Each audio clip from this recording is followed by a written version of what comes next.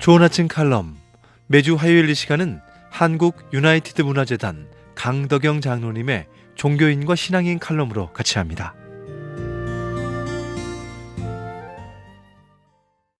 안녕하십니까, 강덕영 장로입니다. 저는 가끔 강연을 요청받을 때가 있었습니다. 그럴 때마다 저는 그 자리에 있는 여러분들에게 종교인과 신앙인 이야기를 자주 합니다. 이때 저는 두 가지 사례를 듭니다.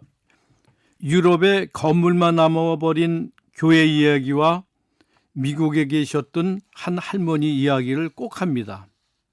저는 몇 년 전 체코를 비롯해 종교계의 중심지인 독일과 스위스, 프랑스 교회를 방문한 적이 있습니다.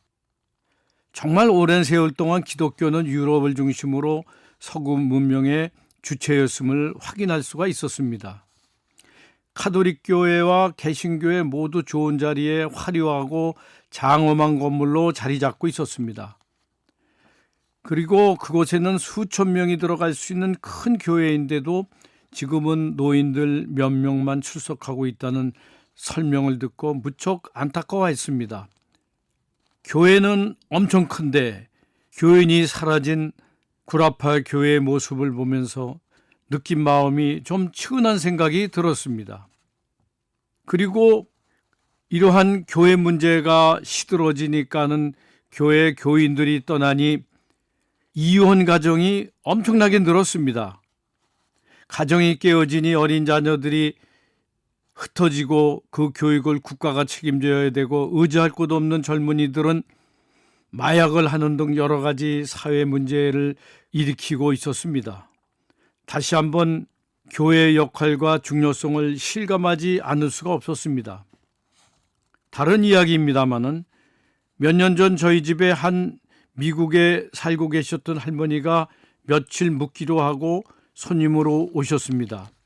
이 할머니는 한때 저희 미국 공장이었던 알라바마 주립대 근처에 사시는 분이로 슈퍼마켓에서 일을 해 번 돈으로 한국 유학생들을 자신의 집에 하숙시키며 그들에게 성경을 가르치고 참 신앙인으로 만들어 한국으로 보내는 일을 수십 년 동안 꾸준히 해왔다고 합니다.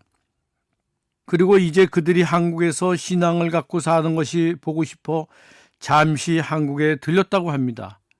그런데 이 60대 후반의 평범한 미국 할머니가 저희 집에 오자마자 갑자기 이곳저곳에서 전화가 걸려오기 시작했습니다. 주로 대학 교수들이었는데 서로 자기 집에서 묵고 가라는 요청하는 전화가 빗발치듯이 왔습니다. 할머니가 성경 공부를 가르친 유학생들이 나름대로 다 성공해 할머니를 자기 집에 모시려고 했던 것입니다. 결국 그 할머니는 인천에 사는 교수의 집에 모셔가게 되었습니다. 저는 갑자기 눈시울이 뜨거워지는 것을 느낄 수가 있었습니다. 이 늙은 부인이 바로 미국을 지탱하는 청교도적 신앙의 힘이라는 생각이 들었던 것입니다. 이분이 바로 종교인이 아닌 신앙인의 본보기라는 생각이 들었습니다. 앞에서 예로 든 유럽교회의 모습은 형식적인 종교인이 가져온 결과라는 것을 알 수 있었습니다마는 저는 신앙인과 종교인 차이를 나는 이 할머니를 통해서 정의를 할 수가 있었습니다.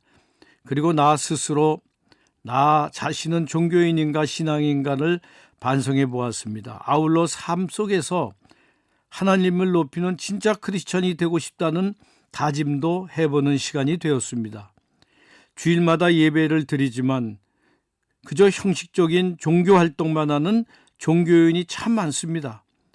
삶 속에서 하나님을 체험하고 그 은혜를 깊이 나누는 신앙인이 한국교회에 더 많이 나오기를 희망합니다. 감사합니다. 좋은 아침 칼럼, 지금까지 한국 유나이티드 문화재단 강덕영 장로님의 종교인과 신앙인 칼럼으로 같이 했습니다.